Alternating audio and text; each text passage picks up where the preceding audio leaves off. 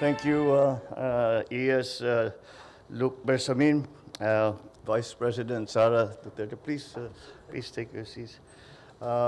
Those accompanying me in this trip, Speaker Martin Romualdez, our Foreign Affairs Secretary, Secretary Ricky Manalo, and joining us to come back home, the Ambassador, not permanently, only for a little time.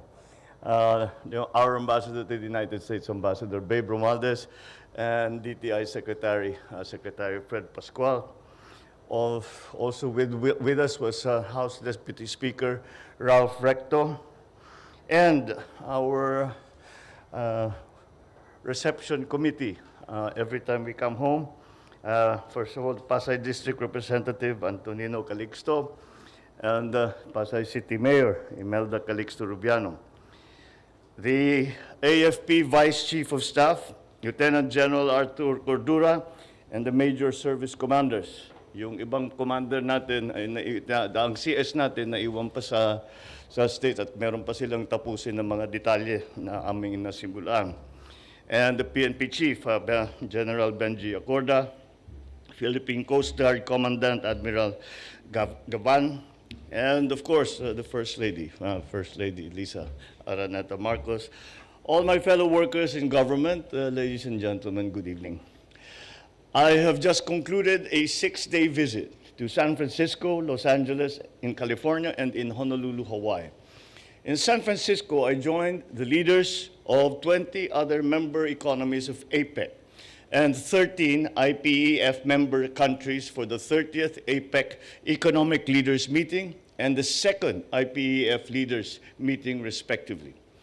I also held separate meetings with President Xi Jinping of the People's Republic of China, Peruvian President Dina Ercilia Boluarte Segarra, who is the incoming chairman. Peru is the incoming chairman for APEC for next year. U.S. Vice President Kamala Harris, U.S. Secretary of State Antony Blinken, and the U.S. Indo-Pacific Commander, Admiral John Aquilino. Our discussions were, of course, very productive, with innovation, resilience, sustainability, and inclusiveness as cross-cutting themes that are buttressed by our commitment to further strengthening cooperation and to address challenges that are common to all our economies, both economic challenges and security challenges. These reinforced my discussions with leaders during the APEC Economic Leaders Meeting, in which I pushed for our priorities in clean, renewable, and just and accessible, affordable energy, food security, health systems, digitalization and digital transformation, and digital inclusion of MSMEs, and of course, climate action through regional cooperation. We identified concrete ways forward, as reflected in intergovernmental agreements concluded during the visit. One of the most important is the signing of the so-called 123 Agreement, which is a civil nuclear cooperation agreement with the United States. This paves the way for potential nuclear power projects with American providers, as well as for streamlining licensing requirements for the private sector with respect to investments on nuclear-related intangible transfers of technology, while ensuring the highest standards of safety, security, and safeguards. This will bring us closer to our vision of a more energy secure and green Philippines. We must commend both teams, both from the Philippines and the United States, because it is my understanding that this 123 agreement that the U.S. has signed with the Philippines was done in the fastest time that a 123 agreement has ever been done. And that is why we have to congratulate both teams and for a job well done, and thank you to the United States for the support in this matter. We signed on to the IPEF supply chain agreement. It will serve as an important mechanism to improve supply chain transparency and to enable sustainable industry development with respect to critical sectors and critical goods. It will also enhance the role of workers and the promotion of labor rights. The agreement provides a framework for mobilizing sustainable investments and technologies and knowledge transfers from IPEF partners, including the United States, to the Philippines. I also met a number of US companies that are looking to enter Philippine markets, as well as further expand those that have an existing presence and operations in our country. Among them, since we were in San Francisco, we met with leading technology companies and investors from Silicon Valley. Our discussion focused on our vision of technological inclusivity and shared growth. So I look forward to the continuing collaboration between our agencies and these companies as we adapt to emerging technologies such as the generative AI to ensure that our regulatory framework and workforce development programs are responsive. Embracing the use of advanced technologies in the Philippines, we concluded a number of public, private, and private sector agreements with US companies. The DOST and ATMO are partnering on an AI-powered weather forecasting system that will help the Philippines build resilience to climate change. Astranis and Orbitz Corp have joined forces to bring reliable internet connectivity to underserved areas in the Philippines. This $400 million partnership will be a catalyst for economic growth and digital transformation in the energy sector. Essentially, what that project is about is that now the Philippines is launching a satellite dedicated for the Philippines alone. And this is for communication, and this will increase the coverage of our internet providers. And by the way, we named the satellite Aguila. In the energy sector, UltraSafe Nuclear Corporation and Meralco are undertaking pre-feasibility studies on micro-modular reactors. This partnership is a significant step towards exploring clean and sustainable energy options for the Philippines.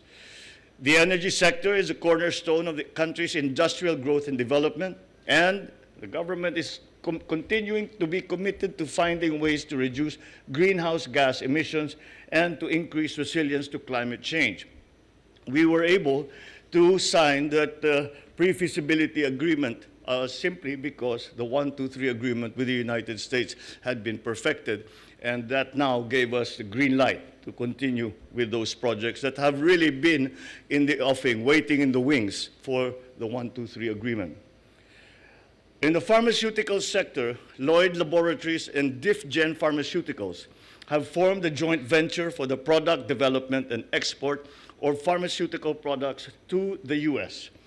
The Philippines is emerging as one of the fastest growing pharmaceutical markets in Southeast Asia, and this joint venture is a significant step towards expanding the country's local production share. In the healthcare sector, AC Health and Varian have embarked on a groundbreaking partnership to improve access to quality cancer care in the Philippines. This cooperation agreement is a significant step in the fight against cancer. It reflects the Philippines' growing potential as a leading healthcare destination in Asia. Altogether, we return to the Philippines with more or less $670 million in investment pledges that have the potential to create thousands of direct and indirect jobs for Filipinos within our country. We look forward to seeing more of these partnerships materialize in the months ahead, especially with the visit of the high-level U.S. Presidential Trade and Investment Mission in March next year. And we are also co-hosting the 2024 Indo-Pacific Business Forum.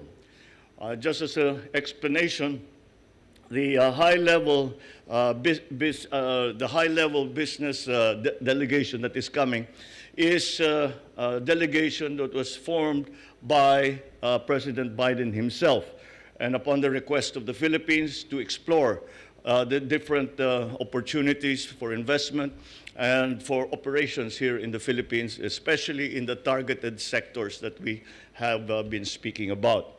And this is, in fact, a new feature, as there has never been a presidential high-level delegation to any country before. And that is, again, because of our continuing strong partnership with the United States. Of course, my visit would not have been complete without engaging with our kababayans in the Filipino communities around the cities where we visited. I had the great pleasure to meet about 1,000 of our kababayans in each of the 3 cities that we stopped at, including those from neighboring states, all the way from Alaska, Arizona, Nevada, Oregon, Texas, Washington State. They came all the way to be with us both in San Francisco and in Los Angeles. As ever, I thank them for their valuable contributions to their communities in the Philippines and in the United States, including the political achievements of some Filipino Americans. The good words said of Filipinos around the world makes me once again proud to be a Pinoy. I encourage them to unite and to work with us towards building a stronger and more resilient Philippines, tungo sa isang bagong Pilipinas. And this morning, or at least that's what it feels like for me, earlier today, I capped my visit with a speaking engagement at the Daniel Inouye Asia Pacific Center for Security Studies, where I shared my reflection on the most crucial challenges to our common aspirations of a peaceful and prosperous future for the Philippines and the region, securing the peace in the West Philippine Sea, and securing strategic sectors and critical infrastructures up to and including cyber security and strengthening of our digital space. Despite the evolving and complex challenges, my message was one of optimism, that together with the U.S., our oldest and only treaty ally, and our growing network of other partners, we will be able to bring peace, stability, prosperity to the Indo-Pacific region, as long as our partnerships are based on mutual trust and respect for one another as sovereign equals, and that our actions are anchored in international law, including the UNCLOS and the 2016 Arbitral Award. Maraming salamat at magandang gabi po sa inyong lahat.